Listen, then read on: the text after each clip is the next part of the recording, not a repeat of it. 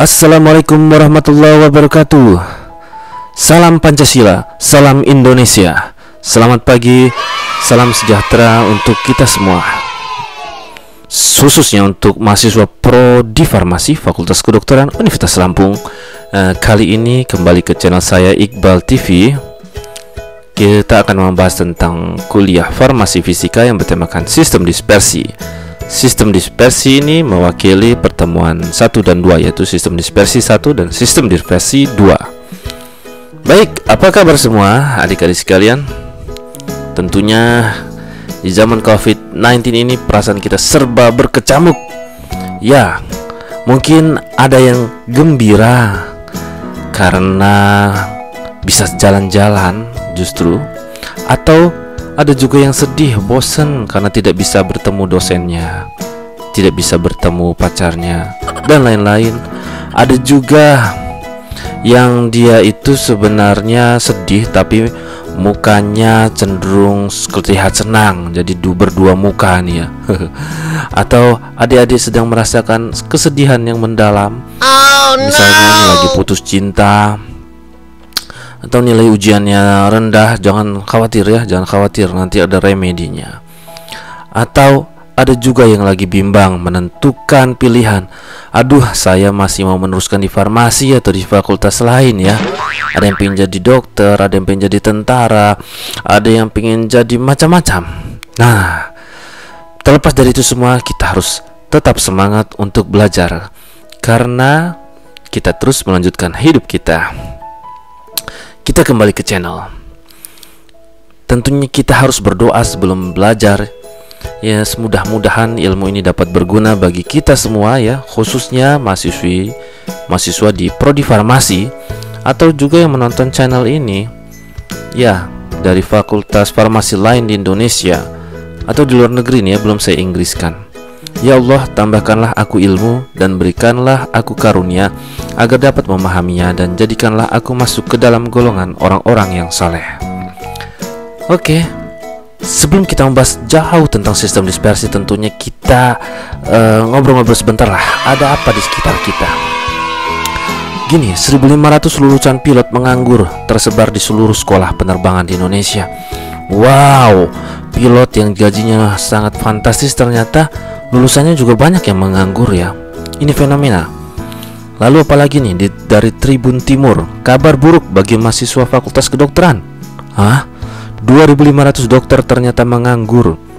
Banyak juga ya. Luar biasa. Ada lagi, bukan cuma lulusan keguruan, lulusan kedokteran juga banyak yang nganggur. Jadi sekarang ini semakin banyak orang pintar, semakin banyak lulusan banyak yang menganggur. Ini adalah tidak terlepas dari sebuah persaingan, terutama teman-teman kita di dokter ya. Di sini ada polemik retake untuk mengadakan ujian kompetensi akan mengalami kesusahan. Dan bagaimana dengan apoteker? Apoteker juga sudah mengadaptasi ya apa yang dilakukan dokter, dan ternyata juga banyak juga mengalami kesusahan dalam ujian kompetensi. Akankah kita akan bernasib sama? Karena kita belum tahu juga ini apa yang terjadi. Saya belum dapat berita nih, apakah banyak pengangguran apoteker. Nah, tentunya kita harus semangat dengan mendapatkan visi dari senior-senior kita, seperti dalam kuliah tamu kita kemarin dari Ketua IAI Pusat dan pemilik Wardah. Mudah-mudahan bisa menjadikan pencerahan. Jangan pesimis. Saya yakin kalian dapat menjadi pemimpin bangsa ini.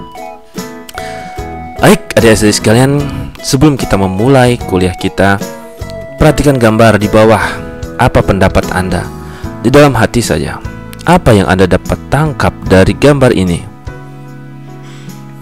Ya, bagaimana Puan? Bagaimana? Siapa nih? Ahmad Akil, bagaimana? Apa pendapatnya? Ada sirup, susu, kopi. Menurut kalian dan adik-adik yang lain, apa perbedaan di antara ketiga ini? Tentunya persamaannya adalah enak semuanya diminum. Nah, perbedaan dari ketiga ini tiga minuman ini ternyata adalah jenis sistem dispersinya kalau kita melihat dari kacamata farmasi fisika. Ya, jadi sirup termasuk sistem yang dispersi molekuler atau disebut larutan sejati. Di sini susu termasuk dalam sistem dispersi koloid dan kopi termasuk sistem dispersi kasar yang merupakan bagian dari suspensi. Baik, apa itu dari ketiga macam itu tadi? Nah, jadi kayak tadi yang pertama ya, sirup masuk di dalam sistem dispersi molekuler dia. Jadi apa konsepnya? Perbedaannya ada dari dua sifat, kedua kategori umum lah kita lihat ya. Bahwa kalau di sistem dispersi molekuler ukuran partikelnya kita lihat dari kurang dari 1 nanometer ya, atau 1 mikrometer. Lalu perbedaannya dengan sistem dispersi koloid dan sistem dispersi kasar tentunya hanya dari besar kecil ukurannya ya. Di dispersi koloid 0, mikrometer sampai 1 nanometer, dispersi kasar lebih besar dari 0, mikrometer. Nah, perbedaan mendasar ini juga kemudian berpengaruh pada sifat sistemnya. Pada sistem dispersi molekuler itu partikel tidak terlihat oleh mikroskop elektron, sedangkan dispersi koloid terlihat oleh mikroskop elektron, dan dispersi kasar lebih terlihat lagi ya, partikel terlihat di bawah mikroskop biasa. Sifatnya juga dibedakan dengan macam-macam. Misalnya dispersi kasar tidak bisa lewat kertas haring kayak begitu. Contohnya ada seperti yang di ini ya. Kalau tadi dispersi molekuler contohnya adalah di sini ada molekul oksigen atau glukosa. Kemudian dispersi koloid ada protein amilum pati ya. Kemudian dispersi kasar ada emulsi, suspensi. Nah, kenapa di sini dispersi kasar ada emulsi? Padahal tadi dispersi koloid susu itu tergolong emulsi. Nah, itu yang akan menjadi pertanyaan jikalau adik-adik menanya. Baik. Lalu perbedaannya bisa dapat kita detailkan seperti ini. Ini banyak ya sekali di internet ya. Perbedaan larutan sejati atau sistem dispersi molekuler, kemudian sistem koloid dan sistem dispersi kasar yang merupakan contohnya di sini adalah suspensi. Jika berdasarkan diameter partikelnya, jadi beda yaitu di sini ya bisa dilihat ya diameter partikelnya masing-masing dengan perbedaannya masing-masing. Kemudian jenis fasenya, kalau larutan sejati itu 1 fase, dan sistem koloid dan suspensi dia 2 fase. Kemudian dari kejernihannya, larutan sejati jernih, sistem koloid agak keruh, suspensi keruh. Dan banyak sini yang bisa dibaca, antara bisa disaring, tidak disaring, dan tidak mengendap atau pengendapannya. Kemudian kestabilannya juga bisa dilihat. Yang perlu diperhatikan adalah fasenya atau kejernihannya untuk memudahkan melihat. Tentunya perbedaan utamanya adalah di diameter partikel, itulah yang menjadi perbedaan dan mempengaruhi sifat-sifat fisikanya. Larutan sejati atau bagian dari dispersi molekuler itu merupakan campuran homogen yang memiliki dimensi berupa molekul kecil atau ion yang berdiri sendiri berukuran kurang dari 1 nanometer dan partikelnya tersebar merata dalam komponen lainnya. Contoh mudahnya lagi adalah larutan gula dan larutan garam ya. Jadi kita sehari-hari ini bisa ngebuat sendiri ya apa yang termasuk dalam larutan sejati. Ya, larutan gula campur garam biasanya kita gunakan sebagai oralit malahan. Mudah sekali jadi larutan sejati contohnya. Oleh karena itu hanya dibahas singkat saja. Dan perbedaannya itu kalau dilihat dari secara penampakan fisiknya, begitu larutan sejati, koloid, suspensi. Jadi ini ya ukuran-ukuran partikelnya, ini jernih, ini mulai agak keruh, ini keruh ya. Begitu. Jika kita bandingkan, ini air plus gula, ini air plus kanji, contohnya koloid. Kemudian air plus pasir, contohnya ini suspensi ya, merupakan sistem dispersi kasar ya. Nah, ini perbedaannya ya. Apa dari kejernihannya ya, sudah beda. Ini gambarannya. Kalau di sini terbentuk endapan di sini ya. Ini agak keruh gitu. Jadi udah sistem 2 fase. Ini 2 fase, ini 1 fase. Oke. Lanjut. Kita bahas selanjutnya adalah tipe sistem koloid. Sistem koloid secara utamanya dibagi menjadi 3, yaitu koloid liofilik, koloid liofobik, koloid amfifilik, atau yang disebut dengan koloid gabungan. koloid liofilic. Liofilic. Nah, fil itu suka. Kalau fobik itu takut. Apa itu? Koloid liofilic. Liofil lah kita pendekin. Koloid yang punya gaya tarik-menarik yang cukup besar antara zat terdispersi dengan mediumnya. Jadi dia tarik-menarik antara zat terdispersi dengan mediumnya. Jelas ya di sini ya. Jadi umumnya koloid ini ya lebih kental dan lebih stabil dari koloid liofob. Kenapa? Di sini jelas juga dikatakan bahwa fase terdispersinya dibungkus atau diselubungi oleh mediumnya, sehingga terhindar dari pengelompokan fase dispers yang disebut dengan koagulasi kalau ada dia pembungkusan itu. Nah, ini yang disebut dengan solvatasi, atau kalau dibungkus dengan air disebut hidratasi. Oleh karena itu pembungkusan dengan sistem koloid liofil ini itu disebut sol, bahasa pendeknya. Koloid liofil bersifat reversible. Ya, arti reversible apa? Bisa bolak-balik gitu ya. Jadi karena apabila terjadi penggumpalan dia bisa dikembalikan lagi ya, tinggal ditambah saja tuh dari solvatasi atau hidratasinya. Bagaimana dengan koloid liofob? Yaitu dia tidak suka cairan. Fob itu fobia ya, tidak suka, takut. Feel itu suka, feeling ya, suka cairan. Koloid liofob itu terdapat gaya tarik menarik yang lemah dengan antara fase terdispersi dengan medium pendispersinya. Contohnya di situ ada juga ya, dispersi emas, belerang dalam air. Nah, contohnya sol kanji yang secara realnya agar-agar atau lem atau cat ya, bukan cat ya. Kalau cat kucing. Oke. Nah, perbedaan lebih detail lagi itu bisa kita lihat dari sini bahwa koloid liofil itu partikelnya tidak dapat dilihat dengan mikroskop ultra, sedangkan koloid liofob kebalikannya. Dan sifat lain yang bisa dibaca, misalnya keelektroforesisannya, bagaimana koagulasinya, bagaimana viskositasnya, bagaimana tegangan permukaannya, bagaimana dari gerak Brown yang ditunjukkannya, dan bagaimana dari pada penguapan atau pendinginan yang menghasilkan gel atau sol atau koagulasinya. Dan ini bisa dilihat dari sini perbedaan secara sifatnya ya. Nah, koloid liofilic atau disebut juga sebagai hidrofilik karena bahasa ininya mudahnya suka pelarut ya. Sedangkan liofobik atau hidrofobik dia benci sama pelarut. Jadi suka dan benci ya. Ternyata semua benda di alam ini juga mempunyai sifat suka dan benci. Wajar saja ya. Ada yang suka dengan kita, ada yang benci dengan kita, itu biasa saja gitu. Atau kita mempunyai sifat sebagai koloid gabungan. Kita atau ini partikel ya, mempunyai sifat sebagai koloid gabungan atau amfifilik, yaitu apa? Molekul atau ion disebut amfifilik bila memiliki zat aktif permukaan yang memiliki dua daerah yang berbeda yang melawan afinitas pelarut dalam molekul atau ion yang sama. Itulah koloid amfifilik. Contohnya seperti ini ya.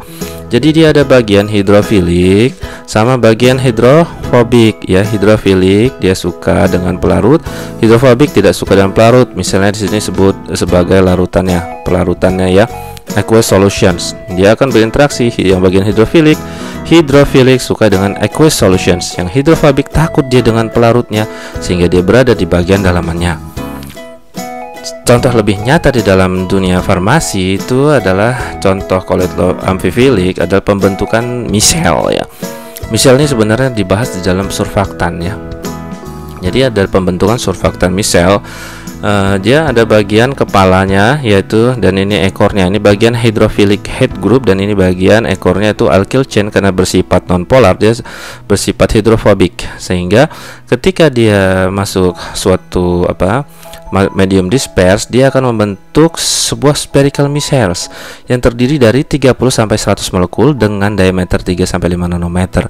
Nah, inilah misel-misel ini kemudian yang akan menyatukan perbedaan-perbedaan antara fase disperse ya, sehingga akan menyatu ya, menurunkan tegangan permukaan. Itu hubungannya. Nah, ini contoh dari surfaktan ya bisa disebut juga, atau contoh dari koloid amfifilik. Tentunya surfaktan ada berbagai macam ya, ini dibahas dalam kuliah tersendiri yang sudah sebelumnya ya. Oke. Bagaimana kaitannya antara fase dispersi, fase medium pendispersi? Yaitu misalnya dia fase dispersinya padat, sedangkan medium pendispersinya padat. Ini kita ambil contoh, maka namanya jenisnya adalah sol padat. Contohnya adalah kaca berwarna atau intan hitam. Lalu bagaimana contohnya lagi nih ya, cair, fase dispersinya cair, medium pendispersinya cair. Contohnya nama jenisnya adalah emulsi cair. Maka contohnya adalah susu, santan, mayones, minyak ikan. Dan bisa dibaca satu-satu. Begitu ya, semacam sebuah tabel supaya kita memudahkan dalam pembelajarannya. Contoh dalam bidang farmasi ya, farmasi di sini meliputi kecantikan, makanan ya, semua di sini. Oke. Ini sebenarnya sama saja ya. Nah, contoh lainnya aja. Jadi cair-cair apa jenisnya emulsi, contohnya santan gitu. Padat-padat, sol padat, contohnya tanah, lumpur ya. Ini contoh di kehidupan ya. Padat gas, jenis koloidnya aerosol, contohnya debu ya. Kemudian pasta gigi ada juga sini, padat, cair, sol ya. Begitu contohnya. Koloid itu tentunya mempunyai sifat-sifatnya. Berbagai sifatnya yang ada yaitu 1 efek tindal, 2 gerak Brown, 3 absorpsi koloid, ke-4 koagulasi koloid, ke-5 dialisis. Yuk kita bahas satu-satu. Efek tindal, mudahnya efek tindal itu apa? Efek penghamburan cahaya oleh partikel koloid. Jadi ketika ada cahaya diteruskan di sini, ini ada koloid, ini ada larutan ya, yang bawah koloid maksudnya larutan. Maka larutan sejati dia meneruskan cahaya. Berkas cahaya tidak kelihatan, ya, meneruskan. Beda dengan sistem koloid, dia menghamburkan cahaya di sininya. Nah, jadi efek tindal merupakan salah satu cara yang sederhana untuk mengetahui suatu dispersi itu merupakan koloid atau bukan. Ini cara mendeteksinya dari sifatnya dari koloid. Nah, ini contohnya ini ya, mudahnya. Jika ada sumber cahaya, maka perbedaan antara larutan koloid suspensi begini. Larutan tebus, di sini menghamburkan, ini menghamburkan sedikit dengan partikelnya kelihatan. Nah, ini di dalam penelitiannya seperti ini. Sama ya, true solution atau larutan sejati, no scattering, tidak ada penghamburan. Kemudian di sini ada penghamburan cahaya. Ini merupakan adalah colloid sol. Nah, sifat kedua adalah gerak Brown. Apa itu gerak Brown? Gerak coklat. Gerak Brown merupakan gerak acak partikel koloid dalam medium dispersinya. Jadi partikel-partikel mempunyai gerakan acak nih, karena kenapa? Dipengaruhi oleh gaya gravitasi. Ya, pengaruh gaya gravitasi. Kemudian karena adanya tumbukan tidak seimbang antara partikel-partikel koloid yang terdispersi dengan molekul-molekul medium pendispersinya. Ya, jadi partikel-partikel itu saling menumbuk. Karena partikel-partikel itu mempunyai muatan ya. Begitu. Lanjut. Kemudian sifatnya adalah berpengaruh terhadap elektroforesis. Elektroforesis itu apa? Di sini jelaskan bahwa peristiwa pergerakan partikel koloid yang bermuatan ke salah satu elektroda. Jadi di sini ada misalnya koloid bermuatan negatif akan bergerak ke anoda, ya. Kemudian koloid yang bermuatan positif akan bergerak ke katoda. Nah, sehingga elektroforesis dapat digunakan juga untuk menentukan jenis muatan koloidnya. Nah, ini adalah contoh lainnya dari elektroforesis atau kataforesis. Sama ya prinsipnya. Contoh penerapan elektroforesis itu banyak ya, selain di dunia farmasi ada pembersihan asap dari cerobong asap, pelapisan karet pada permukaan logam dari solateks, pengecatan bagian logam pada mobil dengan pigmen koloid. Ya, jadi di line farmasi kayak gitu digunain juga. Kemudian sifatnya adalah dia tuh bisa mengalami dialisis kalau koloid.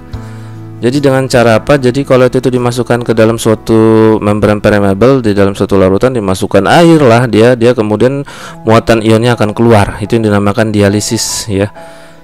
Begitu. Jadi dimasukkan tadi ya.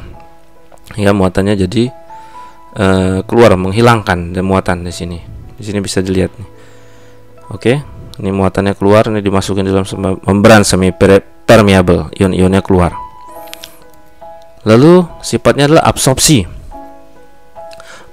adsorpsi ya adik-adik. Jadi AD bukan AB. Kalau absorpsi itu lebih ke dalam lagi. Kalau AD itu cuma di permukaan. Jadi adsorpsi adalah peristiwa penyerapan muatan oleh permukaan partikel koloid. Oleh permukaan ya. Jadi partikel koloid mempunyai kemampuan untuk menyerap ion atau muatan listrik pada permukaannya, sehingga partikel koloid menjadi bermuatan listrik. Dengan sifat absorpsinya itu, jadi dia akan bermuatan listrik. Contohnya sini sistem koloid FeOH3 ya, bermuatan positif. Kenapa? Karena mengabsorpsi ion H+ di sini. Ini contoh lagi ada koloid AS2S3, dia menyerap partikel bermuatan di sini. Begitu ya. Kemudian adalah sifatnya koagulasi, yaitu penggumpalan koloid karena elektrolit yang bermuatan berlawanan dengan partikel aslinya sehingga terbentuk endapan. Nah, terjadinya peristiwa koagulasi pada koloid diakibatkan oleh peristiwa mekanis atau kimia, misalnya pemanasan atau pendinginan. Penyebabnya koagulasi misalnya ada pencampuran koloid yang berbeda muatan, atau mudahnya di sini misalnya aplikasinya adanya elektrolit, penambahan elektrolit. Contohnya ini seperti ini. Partikel FeOH3 ini bermuatan positif. Kemudian ada penambahan muatan, ada ion fosfat negatif. Terjadilah koagulasi. Ya, mudah ya. Contoh proses koagulasi lagi, lebih mudahnya lagi. Ini partikelnya bermuatan negatif. Tambahin elektrolit N natrium. Kan muatan mah positif tuh. Jadi dempet-dempet. Jadi itulah terjadi partikel sol yang bernetral, habis itu jadi koagulasi karena nempel. Begitu. Kemudian pembuatan koloid. Tadi kita udah belajar sifat-sifatnya. Sekarang kita belajar gimana sih cara pembuatan koloid. Secara umum, pembuatan koloid itu koloid yang berasal dari larutan sejati dibuat dengan cara kondensasi. Koloid yang berasal dari suspensi dibuat melalui cara dispersi. Nah, dengan cara dispersi atau kondensasi ya, jadi asalnya dari mana? Koloid yang berasal dari suspensi atau dari larutan sejati. Kalau dengan cara dispersi bisa dibuat dengan cara Busur-Bredig, mekanik atau peptisasi. Sedangkan dengan cara kondensasi bisa dibuat dengan cara kimia fisika. Mudahan gampangannya, jadi koloid kan tadi berada di antara di tengah tuh kurang partikelnya. Sehingga dengan sistem dispersi ini dari suspensi, bagaimana buatnya dari tadi. Kemudian jika dengan larutan dengan cara tadi kondensasi. Jadi gambaran seperti ini ya. Ini tujuan kita koloid. Jadi dengan sistem dispersi gimana? Peptisasi, mekanik, Busur-Bredig, homogenisasi. Kemudian dari larutan kondensasi. Apa tuh proses-proses kimia fisikanya? Ada pengendapan, redoks, substitusi, hidrolisis, dan penggantian pelarut. Lanjut ya. Contohnya dengan reaksi redoks. Ini terjadi pembuatan sol belerang dengan mengalirkan gas H2S ke dalam larutan SO2. Nah, ini pembuatan koloid ini. Tentunya terjadi penambahan atau pengurangan bilang redoks. Pembuatan sol emas dari reaksi larutan. Nah, ini dengan larutan K2CO3 dan larutan formaldehid. Ini ya solnya dari ini. Nah, ini reaksi redoks biasa. Kemudian ada dari reaksi hidrolisis. Ya, hidrolisis yaitu maksudnya ditambah air. Nah, di sini dia. Pembuatan koloid FeOH3 dibuat dari hidrolisis dan penambahan air. FeCl3 ditambah air sehingga terjadi koloid. Bagaimana dengan penggantian pelarut? Ya, ini contohnya pembuatan gel kalsium asetat semi padat dari larutan jenuh.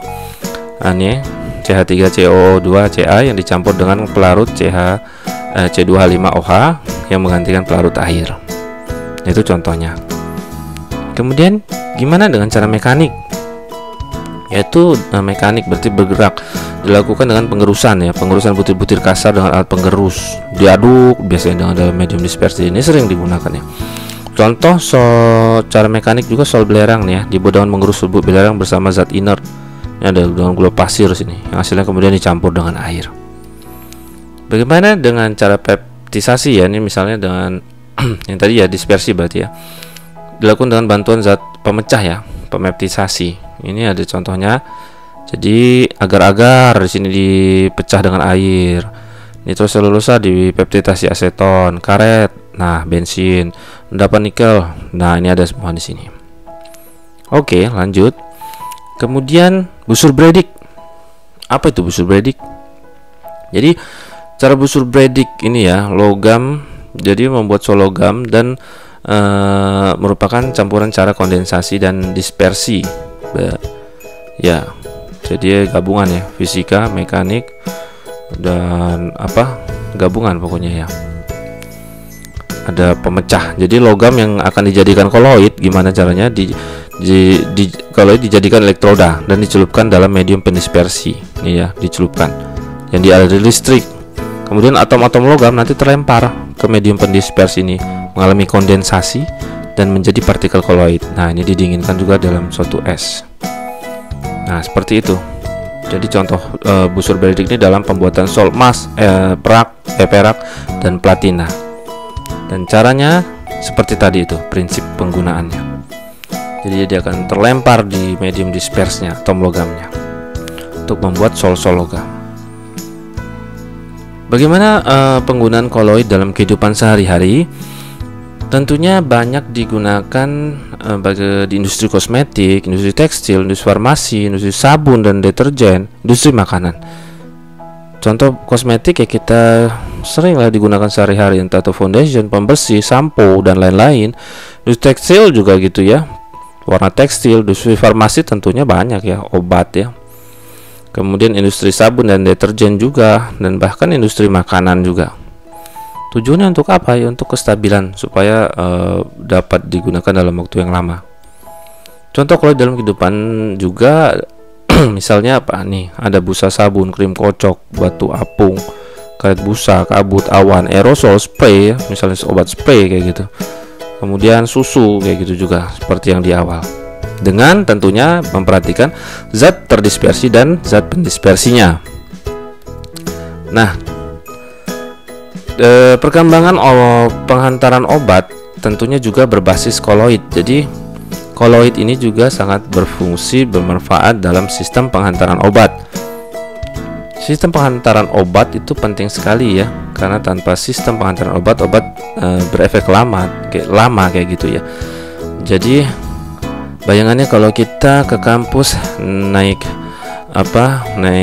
beca, tentunya akan sangat berbeda kecepatannya dengan kita naik mobil Alphard misalnya kayak gitu. Jadi kita itu adalah sebagai agen obatnya, dan alat transportasi itu sebagai sistem penghantaran obat kita atau kitanya di situ ya. Tentunya akan sangat beda efeknya. Ya, masuk ya. Jadi sistem penghantaran obat berbasis koloid contohnya adalah ketika tipe sistem penghantarannya adalah mikrosfer atau hidrogel. Jadi sistemnya ini ya yang banyak digunakan, alginat, gelatin, kitosan ya, hidrogel, polimerik ya, sintetik. Kemudian mikropartikel, kemudian ada emulsi ya, ini sini tipe sistem penghantarannya emulsi ya tadi, mikroemulsi. Kemudian ada liposom, misel tadi ya. Jadi dia akan semakin kecil. Ini nanopartikel nih yang lagi trending selalu di akhir-akhir zaman ini, makin kecil lagi. Sistem penghantarannya lebih ke sel-sel yang lebih kecil lagi sehingga tidak menyerang sel normal. Ini banyak digunakan ya, terutama untuk pengobatan kanker, nanopartikel. Dan ini semua berbasis koloid. Nah, karena menggunakan prinsip dari tadi itu misel tadi ya. Dengan adanya emulsi, misel, pembentukan lapisan itu supaya obatnya stabil nyampe ke target. Karena terkadang obat gak nyampe ke target selnya udah habis duluan obatnya, itu kenapa obatnya nggak berefek atau nyasar ke sel normal, itu kenapa obatnya malah merusak. Sehingga mendalami ini adalah kita akan menjadi saintis yang membuat obat itu sendiri. Dan ini sudah dilakukan terutama di negara-negara maju ya, dan Indonesia tentunya akan berkembang juga. Baik, kita akan menonton sedikit ya dari sistem penghantaran obat ya. Oke, coba ya.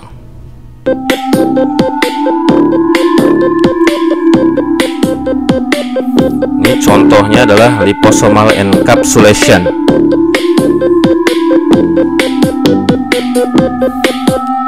Ini kondisi peredaran darah ya. Liposom will immediately. Jadi liposom akan melepaskan obat.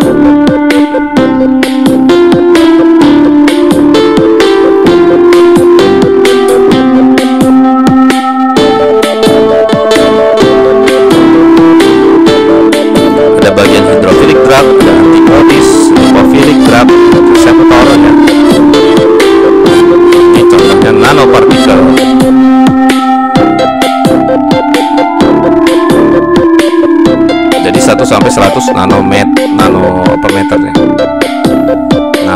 ada di dalamnya, dalam lapisan tadi.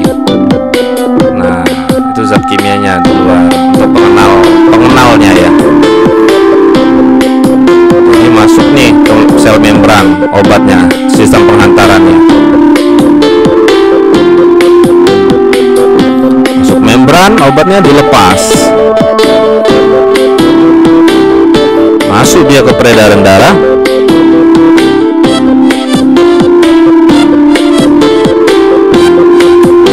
Sampai ke tiny pores-nya dari pembuluh darah. Masuk ke level terkecil, dia mencari sel targetnya, lalu berikatan pada sel reseptornya. Ada penandanya.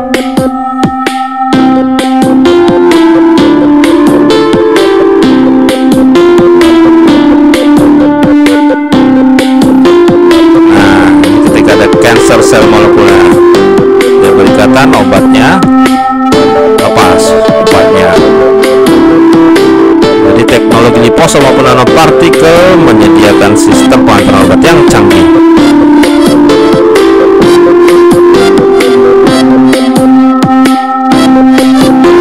Jadi manfaatnya banyak, meminimalkan toksisitas, completely biodegradable ya, cerna, antipatik molekul tadi ya, fleksibel and non immuogenic. Nah, seperti itu ya. Ini mekanisme aja yang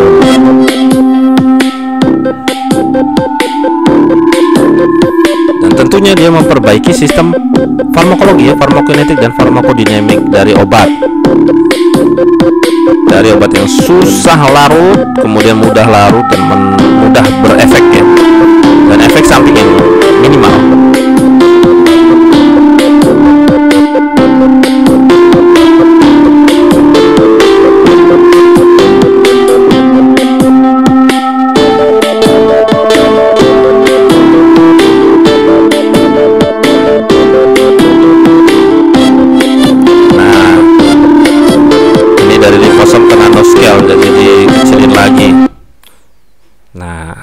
Begitulah sistem nanoliposom. Nah, jadi gabungan ya liposom sama nanoteknologi.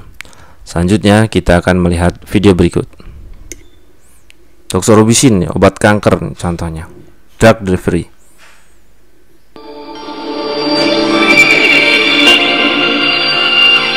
Kanker itu membuat orang meninggal banyak ya, di Amerika, di Indonesia, di seluruh belahan negeri di dunia.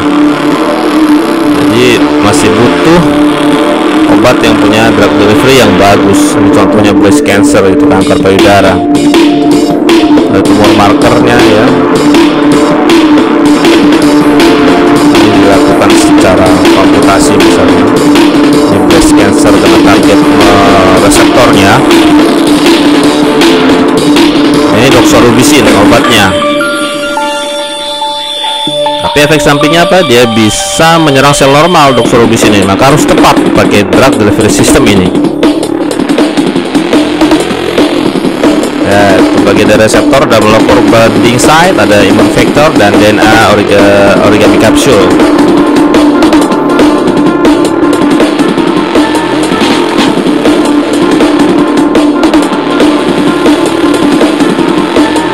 Nanopartikelnya ya mengalir di pembuluh darah mencari sel tumor, selesai kanker. Dox nanopartikel dia berlari,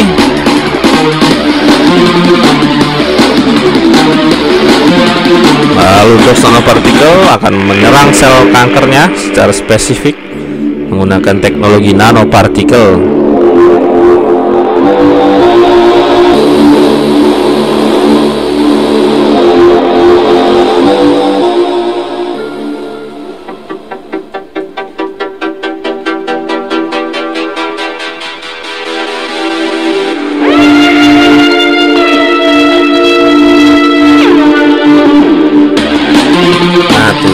Capsule and juga the several markers, kemudian merilis dox inside the cell.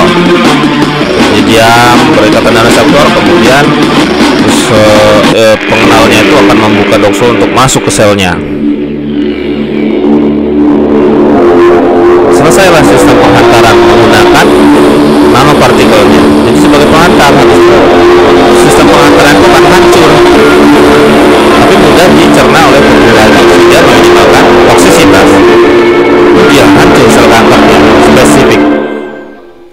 Oke, tentunya itu akan memacu penelitian-penelitian lain ya, dan tentunya kita harus terpacu. Mungkin demikian ya kuliah kita kali ini, mudah-mudahan bermanfaat. Jadi dari sistem dispersi sangat berpengaruh terhadap dunia farmasi, terutama pengobatan. Bukan hanya pengobatan juga, tapi kosmetik juga. Misalnya saja dalam pengobatan, dia bermanfaat dalam sistem pengantaran obat. Oke, mudah-mudahan kuliah ini bermanfaat. Tetap semangat, karena hidup itu Tuhan yang tentuin, kita yang jalanin, orang lain yang ngomentarin. Baik, terima kasih. Wassalamualaikum warahmatullahi wabarakatuh.